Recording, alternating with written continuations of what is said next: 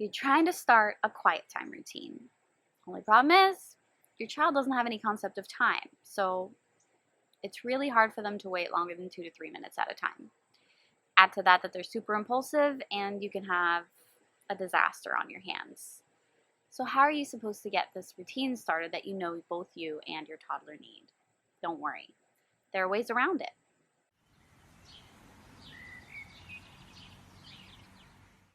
I'm Tanya, and I'm a behavior analyst. I work with parents to help them implement behavioral strategies based in science to help them overcome their toddler's difficult behaviors. So let's not waste time. There are 3 easy ways to get over a lot of the difficult behaviors you might encounter when your child is learning to tolerate quiet time, or when you're just teaching them to be quiet, stay in the same area, and just wait it out. So, number 1 is visual cues. That's an easy one. You can just get a visual timer. I've got an app on my phone that I use that's free. I will link it down below. No affiliate ship or anything, so it's just linked there for you. And then there are actually these really awesome visual timers on Amazon that I've had parents I've worked with use. They report that they work really well. The kids really like it. In the end, they actually end up asking for the timer because it really does become part of their normal routine. You don't just have to use it for quiet time. It's anytime you want them to wait. It's pretty cool because you twist it and then it has like a color.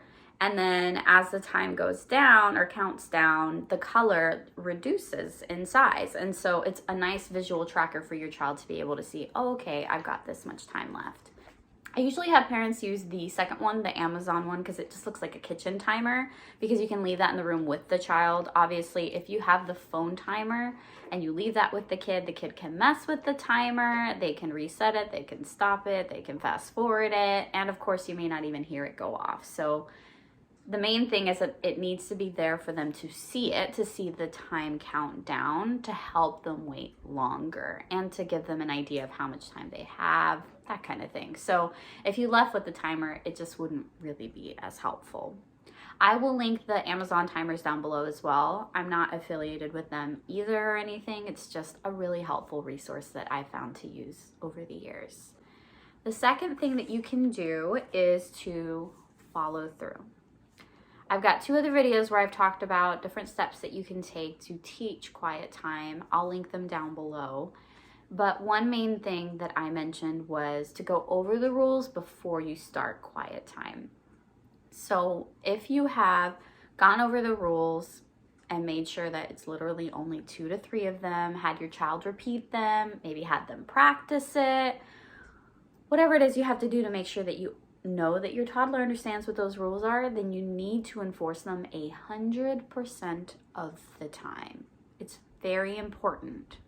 Your child has to be able to learn to trust you and to understand that this is what they need to do and that you're going to do it no matter what. There's no way out of it. So what's going to happen? There's going to be some whining. There's going to be some crying sometimes. And the main thing is, like, if you've watched my other videos, you've done everything ahead of time to try to reduce the likelihood that that's going to happen. You've given them tons of choices. You've thought of activities and put them aside just for quiet time. You're doing the if this, then this strategy where, hey, we're going to do this first, but then coming up is this. It's going to be super fun and we're going to do it together, that kind of thing. So you've already done everything that you possibly can. At that point, they may need to just cry a little bit. I mean, the whole point of quiet time is for them to learn to be by themselves quietly and be okay. Obviously, if they're having issues, if you have the kind of toddler where you can absolutely walk in, give them a hug, calm them down quickly, and then leave, absolutely do it. But there are some toddlers where, if you go in and you give them a little bit of attention, it tends to just make things worse. So obviously, your toddler best. Do what feels right to you and what is going to help your toddler learn a new skill and follow the rules. Another thing that you can do, it's pretty cool, is a pass. We do this for bedtime. it's called like a bedtime pass, but you could have a quiet time pass. And this could be like literally a laminated card with a sticker on it, or like a picture that they draw, or I don't know, a ruler that, you know, those little wooden rulers, you could like paint it and put little pictures on it. Make it a fun thing. If you involve your child and make it a craft before quiet time even starts, that could actually be like a fun element to it that they might like. But the idea of the pass is that they get one, and that pass is there. So once quiet time starts, they can use it at any time that they want to come to you, to get a hug, to get a drink, to go potty, whatever it is. But make sure that whatever it is they're doing is pretty brief. You don't want the quiet time pass to derail the entire quiet time, and the next thing you know, it's been 10 minutes and you're like, where did quiet time go? Just make sure that it's something brief. So they get to use it, but then you take it away and then it's gone until the next quiet time the next day. That's the main thing with it. But at least it gives them a little bit of control and a little wiggle room. It's good to be flexible with kids, especially starting out when you're teaching a new skill and a new part of a routine. And then the last one is just to give major rewards. The whole point of a reward is for it to be motivating enough for your child to want to participate in quiet time. That's the biggest thing. And so you need to make sure that whatever it is big. It's something that they haven't done in a long time, or that they don't get often, that you're able to put aside just for a reward for participating in quiet time and following the rules. Make it big. You can switch it up. It could be different every day. You could have a basket to choose from. You could have one thing that you use one week and then a different thing next week. We've done face paints. We've done popsicles. We've done like ice cream sundaes where you can load it all up. We've done where they can bake cookies with mom afterwards. So it doesn't always have to be, you know, like a big extended thing where you're going out for a milkshake every day or something. It can be something that you're doing at home, but that's just out of the usual routine that they really like to do, that you make a big deal out of. Because if there's one big thing that they're working toward, that they're super motivated for, they're far more likely to actually participate in quiet time. Now, on the other side is that you have to make sure to only give that reward if they follow the rules. It's up to you if you want to give them, you know, like a couple of times where they forget and you give them some reminders. But the main point of this is to teach them to be able to do quiet time on their own without you reminding them or helping them through the play. So whatever it is that you're trying to get them to be better at, that's what you want to reward.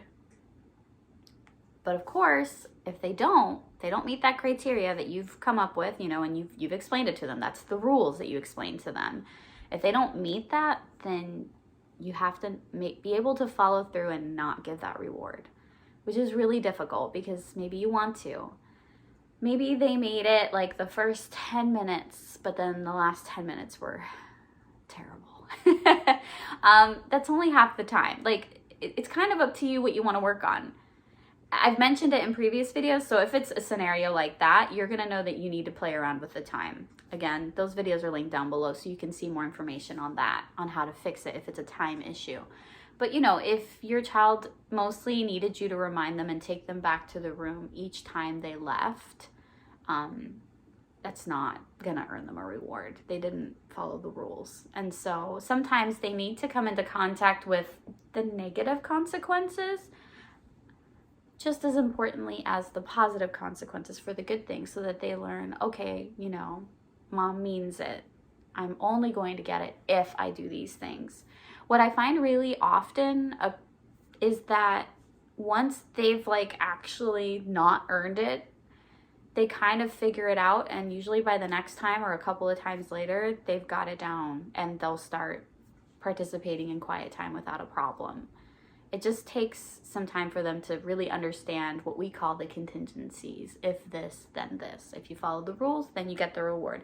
If you need a lot of reminders and you don't follow the rules and you can't stay in the quiet time area, then we can't get the reward, but we can try next time. We always put a positive spin on it. You don't ever really want to lecture them and be like, well, you can't do it because you didn't do all these things. It's not going to help, and it's just going to make the tantrum worse. It's usually, oh, sorry, mommy had to remind you few too many times today. We're gonna try next time. Are you excited for tomorrow? We get to try again, or do you want to try later? Maybe they want to try again later. That's okay. I'm cool with that. If a few minutes pass by and you're like, okay, let's try it like in an hour, and they want to try to earn it again, give them a chance. The more chances they have to try to learn the appropriate behavior, the faster they're going to learn it. I briefly mentioned this earlier, but I want to make sure I go into more detail. If your toddler is continuously leaving the quiet time area that you've picked out for them or that they've chosen, what you should do is simply calmly walk them back. You can give them choices as to whether you'll hold their hand, or you can carry them, or you can give them a quick hug before you send them back. Whatever it is, make sure to follow through right away. You want to keep the attention kind of minimal, because obviously if they leave and then they get a ton of attention from you, where you're spending a few minutes with them or you're singing songs and making it super fun to go back, you basically just taught them that they can leave anytime, and then they get to have more fun interactions with you. And if your goal is to get them to be able to sit through quiet time all on their own, you're kind of gonna undermine yourself by giving them attention for the wrong behavior, which is leaving quiet time. Now, what you can do is, if they're doing really well in quiet time, you can pop your head in and say, "Hey, I love the way you're playing in there. Keep it up, bud. We've only got a little bit left. See the timer? Great job." And then leave again. That is giving attention to the correct behavior instead of the incorrect behavior, which is what you want. Now, something that happens fairly often when teaching a toddler a new behavior is arguing and bargaining. And by new behavior, I mean the quiet time behaviors he's learning, or anything else really. And the next thing you know, you're caught up in some pointless exchange with your toddler. You're getting more and more frustrated, and you're a lot more likely to yell, which is what you're trying to avoid in the first place. Hello, quiet time. A time to reset. Not to mention that your toddler is also avoiding what they're supposed to be doing by arguing with you. So the longer this argument goes on, the longer they're putting it off, and they win. So basically their behavior is rewarded with your attention, even though it's arguing. I know it's a little confusing. But I have good news. I have a top tip to deal with arguing and bargaining. Trust me, you need this in your life. You can find it down below. Thanks for watching, and I'll see you next time.